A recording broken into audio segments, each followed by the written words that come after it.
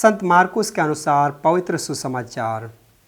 यूहन्ना ने यीशु से कहा, गुरुवर, हमने किसी को आपका नाम लेकर अबदूतों को निकालते देखा और हमने उससे रोकने की चेष्टा की, क्योंकि वह हमारे साथ नहीं चलता।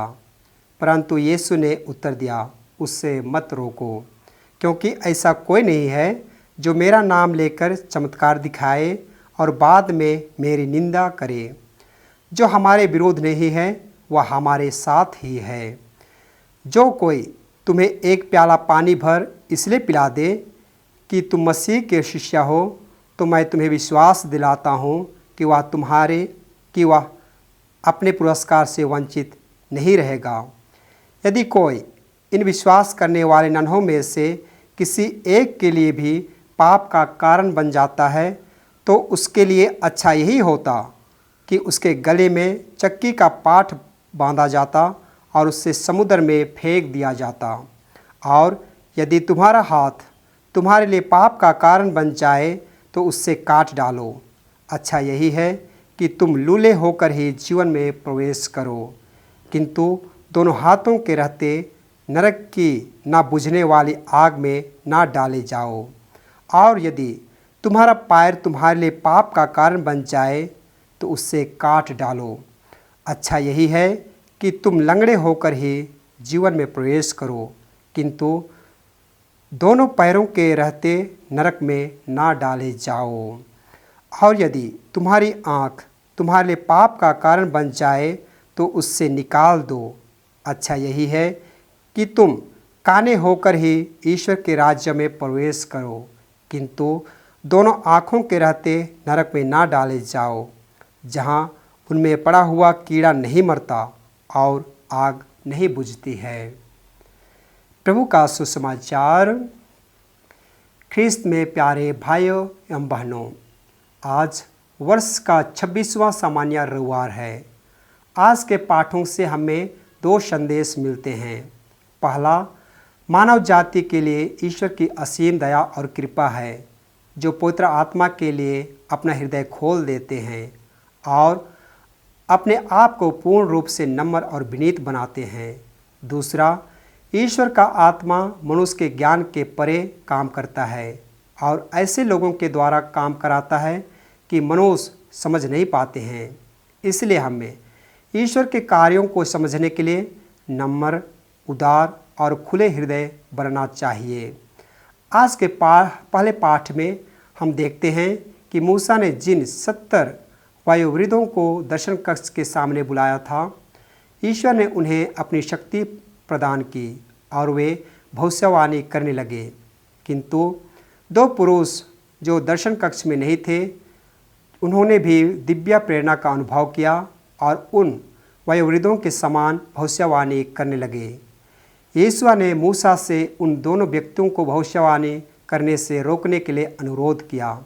इस पर मूसा ने उत्तर दिया, अच्छा यही होता कि प्रभु सबों को प्रेरणा प्रदान करता और प्रभु की सारी प्रजा भविष्यवाणी करती।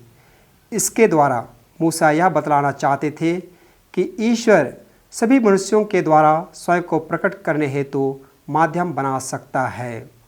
आज के सुसमाचार में भी इसी प्रकार का दृश्य प्रस्तुत किया गया है, जहाँ प्रेरित यूहन्ना यीशु को उस व्यक्ति के विषय में बताते हैं जिससे उन्होंने यीशु के नाम पर अबदूतों को निकालते हुए देखा। स्वभावतः शिष्यगण किसी अन्य व्यक्ति के द्वारा किए गए इस प्रकार के कार्य को समझ नहीं पाए और उससे रोकने का प्रयत्न किया, परंतु ईसा उनसे कहते हैं, उससे मत रोको, क्योंकि कोई ऐसा नहीं है जो मेरा नाम लेकर चमत्कार दिखाए और बाद में मेरा निंदा करे। जो हमारे विरोध नहीं है वह हमारे साथ है। इससे यीशु का तात्पर्य यह था कि अबदूतों को निकालने का कार्य सिर्फ उनके निकटतम शिष्य ही नहीं, बल्कि कोई भी जिसे यीशु की शक्ति प्राप्त है कर सकता है। अतः इन पाठों के द्वारा कलीसिया हमें सहनशीलता के महत्व को समझने तथा जहाँ भी सच्चाई है उसे स्वीकारने एवं सम्मान करने का निमंत्रण देती है। कलीसिया यह भी आग्रह करती है कि हम स्वयं को घमंड एवं पाखंड के मनोभाव से दूर रखे। आइए हम पहले पाठ में मूसा एवं सुसमाचार में यीशु के आचरण पर विचार करें। यीशुआ ने मूसा से एल्दाद और मेदाद को भविष्यवाणी करने से रोकने के लिए अनुरोध किया, क्योंकि वे उस वक्त दर्शन कक्ष में उपस्थित नहीं थे। लेकिन मूसा ने ऐसा करने से इनकार किया। इन शब्दों के द्वारा मूसा ने यीशुआ की जलन एवं संकीर्ण विचारधारा की ओर इंगित किया और दूसरों में पाई जाने वाली अच्छाइयों का सम्मान करने हेतु प्रोत्साहित किया। वे जानते थे कि ईश्वर अपनी इच्छा को सिर्फ चुने हुए लोगों के द्वारा ही नहीं बल्कि किसी के द्वारा भी प्रकट कर सकते हैं। यहाँ हम ईश्वर की इच्छा के प्रति मूसा की उदारता एवं खुलेपन को पाते हैं। सुसमाचार में भी हमें इसी प्रकार एक दृश्य देखने को मिलता है, जहाँ यूहन्ना यीशु से उस व्यक्ति पर रोक लगाने का अनुरोध करते हैं जो यीशु के नाम पर अवधूतों को निकाल रहा था, परंतु उसने शिष्य को साथ देने से इनकार कर दिया। इस पर यीशु ने यूहन्ना को वैसा ही उत्तर दिया जैसा कि मूसा ने यीशु को दिया था। अपने में उपस्थित ईर्ष्या एवं घमंड के कारण शिष्यों ने उस व्यक्ति के बारे में यीशु से शिकायत की थी। शिष्यों की इस गलत भावनाओं को सुधारते हुए यीशु कहते हैं कि उन्हें उस व्यक्ति पर ईर्ष्या करने के बजाय खुश होना चाहिए था, क्योंकि वह भी प्रभु के नाम पर अवधूतों को निकाल रहा था। यीशु का यह संदेश न सिर्फ शिष्यों के लिए था परंतु आज हमारे लिए भी है। यहाँ यीशु हम लोगों की संकीर्ण विचारधाराओं को त्यागने एवं हर एक मानव में ईश्वर के रहस्यों को समझने एवं पहचानने हेतु आमंत्रित करते हैं।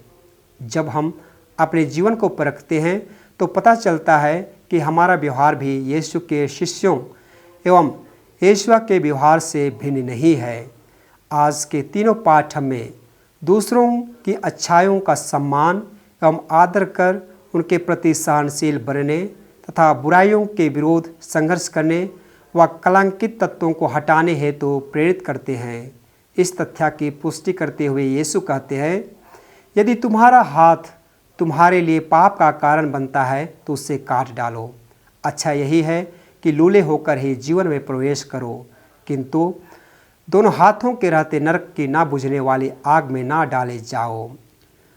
प्रत्येक व्यक्ति को उन परिस्थितियों से दूर रहना चाहिए जो उसे पाप करने के लिए प्रेरित करती है, अन्यथा वह हमें ईश्वर एवं अपने भाई बहनों माता पिता के साथ पूर्ण संबंध स्थापित करने में बाधक बनेगी।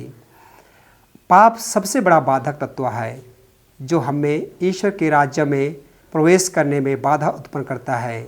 इसलिए प्रभु यीशु यह चेतावनी देते हैं कि हम दूसरों के लिए कलंक का कारण ना बने बल्कि मार्गदर्शक तथा ईश्वरीय राज्य के सच्चे साक्षी बने। प्रभु यीशु जिन्होंने अपने को दूसरों के द्वारा किए भले कार्यों का सम्मान करना सिखाया, वे इस यूखरिस्ती समारोह में हमारे बीच उपस्थित हैं। आज का यह यूखरिस्ती समारोह हमारी आँखों से ईर्ष्या तथा घमंड रूपी पर्दा हटाने के लिए हमारी मदद करे तथा दूसरों की अच्छाइयों को पहचानने की प्रेरणा प्रदान करे। हम ईश्वर से यह भी वरदान मांगे कि हम सभी प्रेममय जीवन जी सकें, विशेषकर उनके लिए जो हमारे धार्मिक विचारधाराओं से अलग हैं। इस प्रकार हम ईश्वरीय परिवार की संतान कहलाने के योग्य बन जाएंगे।